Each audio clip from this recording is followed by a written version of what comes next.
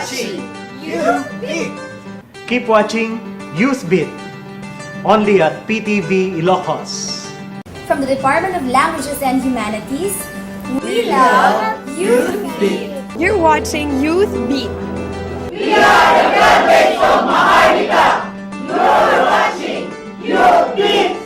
You're watching Keep watching Youth Beat dito lang sa PTV Ilocos, ang telebisyon ng bayan. From Jekos Pharma, we love Youth Beat. You're watching Youth Beat. You're watching Youth Beat.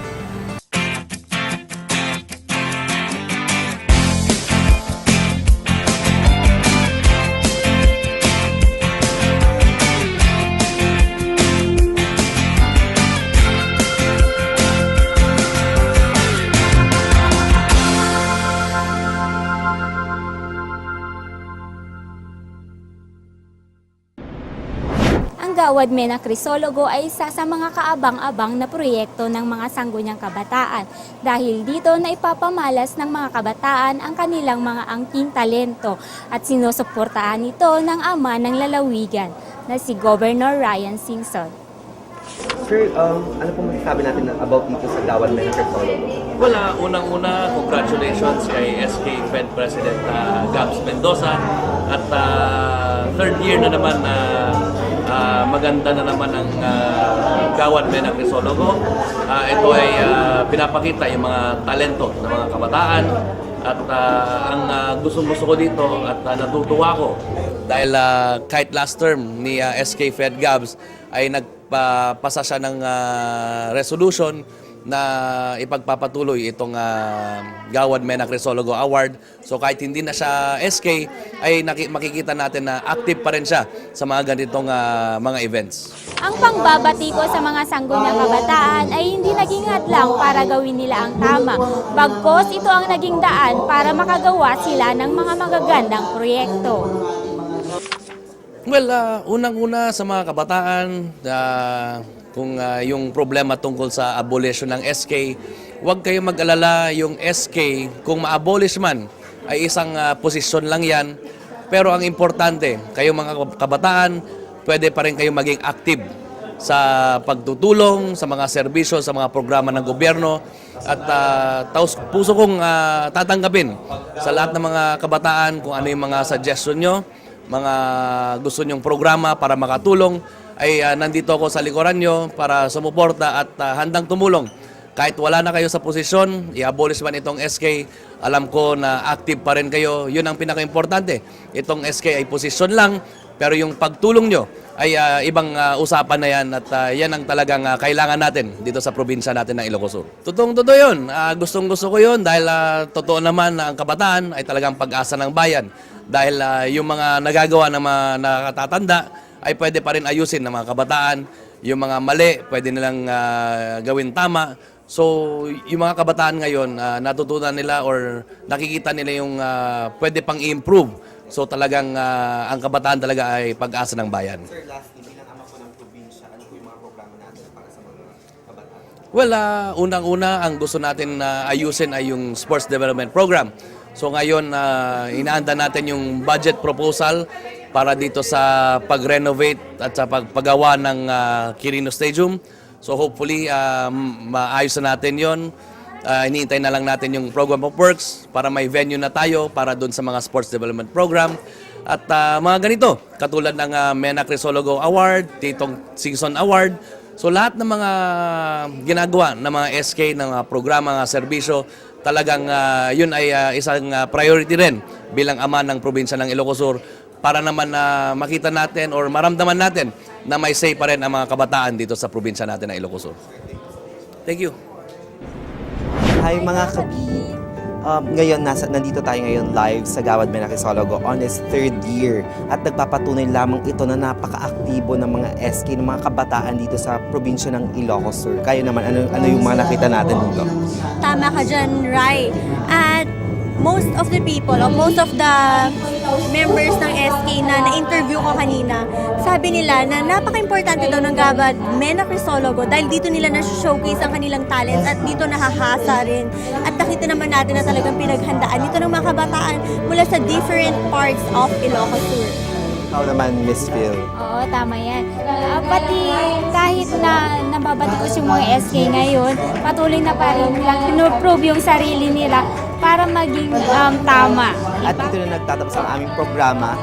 Gusto lang namin magpasalamat sa bumubuo ng Provincial Government of Ilocos Sur headed by Governor Ryan Singson and Vice Governor D.B. Sabellano, and of course to our Provincial Administrator, hi Miss Cara, and sa ating SK Federated President na si Miss Gabs. Hi, thank you for inviting Youth Beat dito po sa GAWAD MENA Crisologo. Kayo, mga personal sponsors na natin.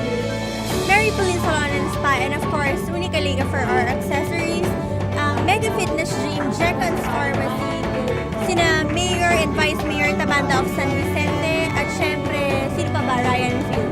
Phil, Karigan. Dr. Rizal Viranches and then so and so, tiyak makukontento kayo. Okay, at saka from the makers of Kojusan po. Kojusan is the best Kojic soap, and sa Two Brothers Grocery High. And of course, expose nyo yung mga accessories nyo by Unica Liga. Si Dr. Rizal Ranches for our eyewear and eye care. And of course, wag din natin kakalimutan si Kuya Jerome Baquilar for our outfit, di ba? Hi! Hi po Kuya Jerome. Harry Furniture na rin. At ang bumubuo po ng SK Federation ng Ilocos Sur po, hi. And wag din natin kakalimutan ang ating mga personal greetings na ikaw. John Dale Mark Borge, Eliza Palola, sa lahat ng mga students ng University of Northern Philippines at sa lahat ng sumusuporta sa Youth Beat.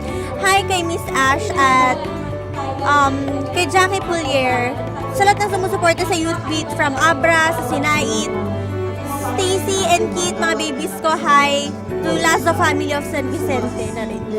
Ryan? Of course, I would like to say thank you to my Youth Beat family, to Sir Dennis Florendo, ating editor, to Sir Kelly Ferrido, and to Ferrido family po ng Santo Domingo High. And of course, to Sir Ed, at ang napaka-supportive naming office admin na si Sir Joseph na naghatid pa talaga sa amin dito. Umulan man o bumagyo, tuloy-tuloy pa rin ang GAWAD MENA Crisologo. Siyempre, hindi ito hadlang para maipakita yung talent at ma-showcase nila kung ano ba yung ibubuga ng mga kapataang Ilocano. Huwag din natin kakalimutan ang ating officer in charge dyan sa PTV Ilocos. And sa lahat po ng taga-subaybay ng Youth Beat High. And to my family, Lazo family po. And ikaw, Phil, ano naman gusto mong pasalamatan? Gusto kong pasalamatan si Kuya John para sa aking make-up, and then Parillo family, and then Raquel family, kay Faye na walang sawang sumusuporta sa akin, and then Peralta family, and Win. At dito na po nagtatapos ang aming episode. Hanggang sa muli, sabay-sabay nating pakinggan ang kanilang adikain. Kilalanin ang kanilang tagumpay. At alamin ang solusyon sa kanilang problema. Makiisa sa pulso ng mga kabataan. Ako si Phil Pajarillo, ang iyong pamansang kapit. Ako si Bebs Lazo, ang kabit ng bayan. Ryan Lazo po ang inyong official kabit. This is Youth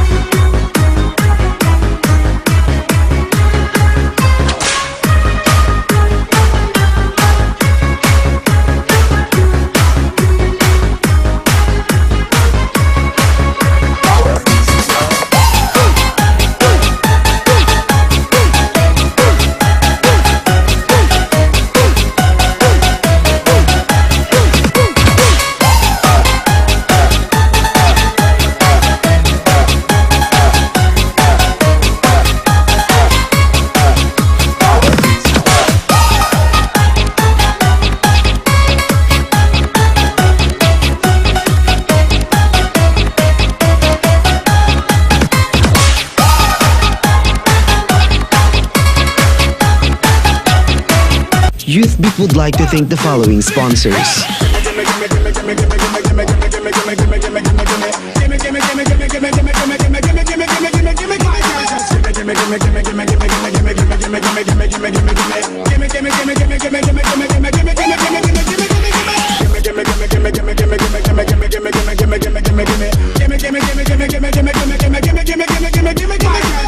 You're watching Youth Beat. You're watching Youth Beat. From Jacobs Pharma, we love Youth Beat. You're watching Youth Beat. From Sonic Antenna Reservoir, we love Youth Beat. You're watching Youth Beat. You're watching Youth Beat.